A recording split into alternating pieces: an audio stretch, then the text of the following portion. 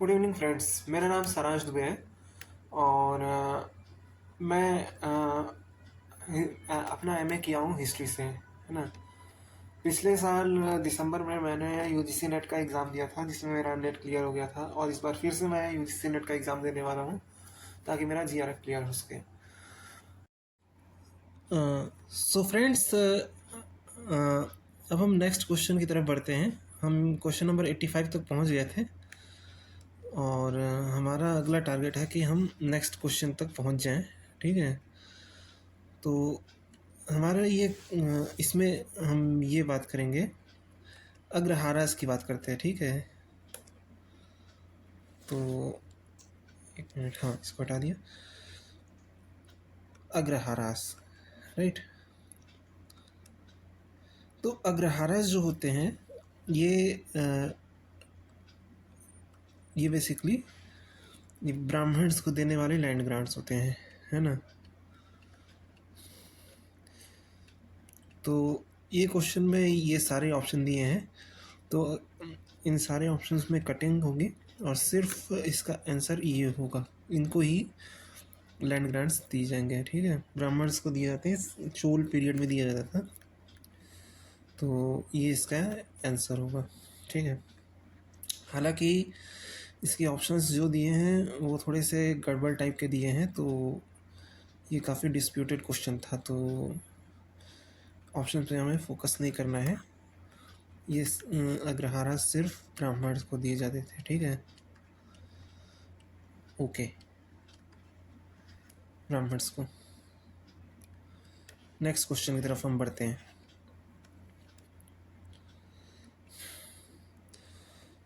कह रहा है कि who wrote that factories could be far more effective than schools and colleges, gives a new birth to the activities of nation। इनका मानना ये है कि स्कूल और कॉलेजेस में जो चीज़ें बताई जाती हैं, पढ़ाई जाती हैं, उससे ज़्यादा महत्वपूर्ण जो फैक्ट्रीज़ में जो फैक्ट्रीज़ जो होती हैं, वहाँ पे जो काम करने वाले लोग हैं, उनके साथ अगर हम कुछ रहते, कुछ वक्त गुजारते हैं, तो वो नेशन बिल्डिंग में ज़्यादा होता है। ठीक है, तो कहने का मतलब ये है कि इनका मानना ये है कि अब स्कूल और कॉलेजेस में कौन पढ़ेगा। स्कूल और कॉलेजेस में उस वक्त वो लोग पढ़ते थे जो जिनके पास पैसा होता था। ठीक है, जिनके पास क्या होता था, पैसा होता था। तो अब देखो, पैसा जिनके पास होता था वो चेंज तो ला सकते थे, लेकिन इरादा होना चाहिए नहीं। लेकिन सही में जो चेंज सोसाइटी में जो लाते हैं वो लोग लाते हैं जो कि उस पीड़ा से, उस दर्द से गुजरे हों। ठीक है, तो कुल मिला के इनके कहने का मतलब है कि इस पीड़ा को, इस दर्द को अगर कोई समझ सकता है तो कोई निचले तबके का समझ सकता है, और निचले तबके की बात अक्सर महादेव गोविंद नाडे करते थे। ठीक, तो इसका आंसर ये होगा। ओके, ठीक, चलो नेक्स्ट क्वेश्चन की तरफ बढ़ते हैं।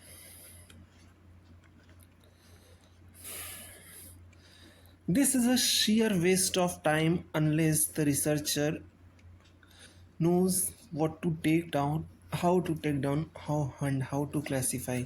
और ये वक्त की महज बर्बादी है जब तक कि रिसर्चर को ये पता ना हो कि क्या लेना है, कहाँ से लेना है और क्या क्लासीफाई करना है। ठीक है, तो ये बेसिकली ये जो स्टेटमेंट्स है आपकी, ये इस तरह की स्टेटमेंट आपको हिस्टोरियोग्राफी में आपको देखने को मिलती हैं, राइट। और ये स्टेटमेंट वैसे तो शेख अली की स्टेटमेंट है ना, और इसका शेख अली ही ऑप्शन होगा। बट इस तरह के आपको क्वेश्चंस टफ कंसीडर किए जाते हैं और इस तरह के क्वेश्चंस आपको मिलते हैं। तो इस तरह के क्वेश्चंस को टैकल करने के लिए आपको थोड़ा हिस्टोरियोग्राफी के बारे में भी जानकारी होनी चाहिए और उसके बारे में थोड़ा पढ़ लेना चाहिए। अब ये कैसे पढ़ेंगे, तो इसके लिए कुछ बुक्स आती हैं जिसके बारे में इस टाइम पे मुझे अभी उसका नाम याद नहीं आ रहा है। कल तक मैं इस किताब का नाम पता करके आने वाली वीडियोस में मेंशन कर दूंगा, ठीक है। तो हिस्टोरियोग्राफी जो है हमारी, वो काफ़ी महत्वपूर्ण एस्पेक्ट है यूजीसी नेट के नज़रिए से। चलिए नेक्स्ट क्वेश्चन की तरफ हम रुख करते हैं। अब यहाँ पे जो है हमें ये सारे चीज़ों को क्रोनोलॉजिकल वे में हमें सजाना है। तो देखते हैं कौन कौन सी चीज़ें हैं क्रोनोलॉजिकली और किसको किसको हम कहाँ पे रख सकते हैं, है ना। तो मंसूरा सिंध से पेपर फाउंड हुआ था, ये इसकी बात मैं अगर करूँ तो ये आपका करीब 750 के आसपास है, 750s के आसपास है। मंसूरा अगर मैं बात करूँ, मंसूरा बेसिकली तो ये आपका जो सिंध में अब्बासिद कैलिफेट की जो अब्बासिद कैलिफेट जो होते थे, है ना, जो कि रूल किए थे काफ़ी बड़े एरिया पे फ्रॉम मिडल ईस्ट। तो ये बेसिकली उनकी साउथ एशिया में, सब कॉन्टिनेंट में उनका मंसूरा सिंध उनके कैपिटल रही है, एक प्रोविंस की, सिंध प्रोविंस की कैपिटल रही है, ठीक है। तो यहाँ से हमें पेपर मिला है जिसमें कुरान पाक की आयतें हमें देखने को मिलती हैं।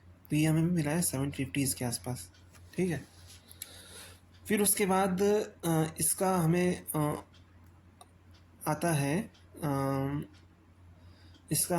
फिर इसके बाद जिंक आइसोलेशन प्रोसेस, ये हमारा है 12th सेंचुरी, ठीक है, ये 12th सेंचुरी है। इसके बाद ये आता है करीब करीब 14th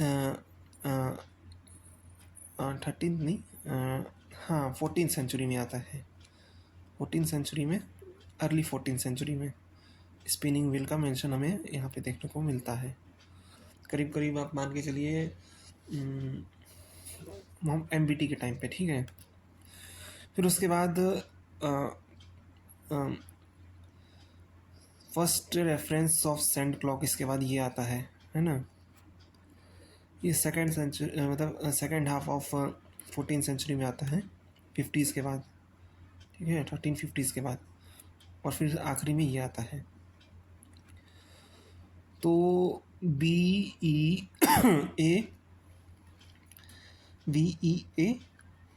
और DC ये हमारा बन जाता है आंसर। तो BEADC, this is my right answer, ये हमारा आंसर बन जाता है, ठीक है। तो अगले क्वेश्चन की तरफ हम बढ़ते हैं, और अगले क्वेश्चंस की तरफ अगर हम देखें तो ये हमारा कॉन्स्टिट्यूशनल डेवलपमेंट से रिलेटेड क्वेश्चन है। पॉलिटी और हिस्ट्री दोनों का ये मर्ज है, तो ये एक अच्छा क्वेश्चन है, इस पे हमें ध्यान देना चाहिए। वैसे तो कॉन्स्टिट्यूशनल डेवलपमेंट हमारा 1773 से चलता आया है हिस्ट्री के हिसाब से, लेकिन पॉलिटी में ये हमें 1858 से देखने को मिलता है, ठीक है। बहरहाल जो भी हो, लेकिन ये दोनों ही से आगे का है, तो ये दोनों में आप कंसिडर इसको कर सकते हैं, ठीक। तो कह रहा है कि bicameral legislature were introduced as centre by the Government of India Act 1935, okay. Diarchy was introduced in provinces by Central Government of India Act 1919. Okay. Annie Besant termed 1919 as unworthy of England to offer and unworthy of India to accept. Provincial autonomy was introduced by the Government of India Act 1935 and Congress rejected the London Council Act 1919. ठीक, ये तो हमारे statements दिए गए हैं। अब देखते हैं कि इसमें से क्या सही है। तो by cameral legislature were introduced at centre by the Government of India act of 1935 नहीं होगा, ये होगा आपका 1919, ठीक, ये गलत है। फिर उसके बाद हम बात करें तो dyarchy was introduced by the provinces bye the Government of India act 1919, बिल्कुल सही है। और 1935 के एक्ट के तहत ये डायरकी जो है सेंटर में इंट्रोड्यूस की गई थी और प्रोविंसेस में समाप्त की गई थी। ठीक, तो ये भी एक एस्पेक्ट है। एनी बेसिन टर्म्ड एक्ट बिल्कुल सही है। Provincial autonomy was introduced by the Government of India Act 1935, जाहिर सी बात है ये चीज़ें दोनों एक दूसरे से कनेक्ट हो रही हैं। और Congress rejected the Indian council act 1919, ये भी सही है। ठीक, फिर उसके बाद अगर हम क्वेश्चंस पे ध्यान दें तो उसके बाद वाले क्वेश्चंस पे हम आते हैं यहाँ पे। ठीक है, ये है the rise and fall of empire is not a matter of greased cartridge. ठीक है, ये किसका स्टेटमेंट है? कॉर्नवालिस का, लिटन का, डिज़राइली का, मेयो का। ये स्टेटमेंट है बेंजामिन डिज़राइली का। ठीक है, और ये स्टेटमेंट उन्होंने कब दिया था? ये स्टेटमेंट उन्होंने अपने हाउस ऑफ कॉमन्स में स्पीच में दिया था। हाउस ऑफ कॉमन्स में दिया था, जो वहाँ की ब्रिटिश पार्लियामेंट है, वहाँ पे दिया था। ये कंजर्वेटिव पार्टी के सदस्य थे, तो एज अ प्राइम मिनिस्टर उस समय इन्होंने अपनी स्पीचेस दी थी। ठीक है, और एक तरह से जो रिवॉल्ट ऑफ 1857 का जो एक्शन सप्रेशन जो था उसको ये सपोर्ट किए थे। ठीक, फिर उसके बाद अगला क्वेश्चन की तरफ हम आए तो स्वदेश बांधो समिति एट परिसाल, ये क्या है?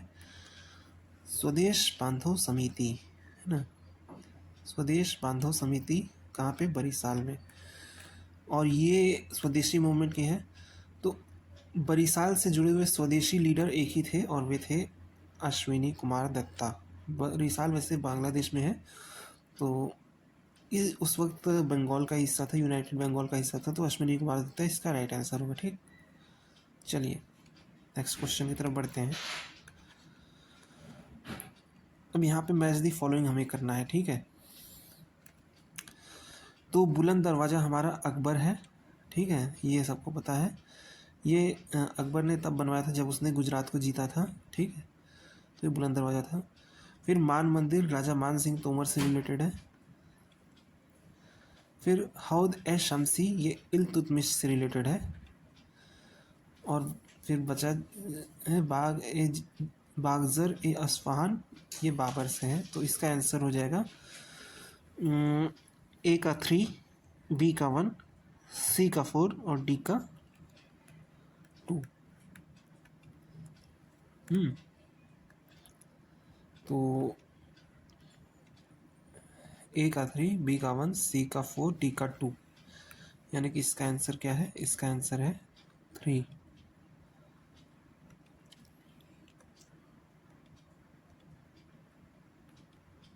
ओके, सो नेक्स्ट क्वेश्चन की तरफ बढ़ते हैं। हमारा नेक्स्ट क्वेश्चन है नील दर्पण।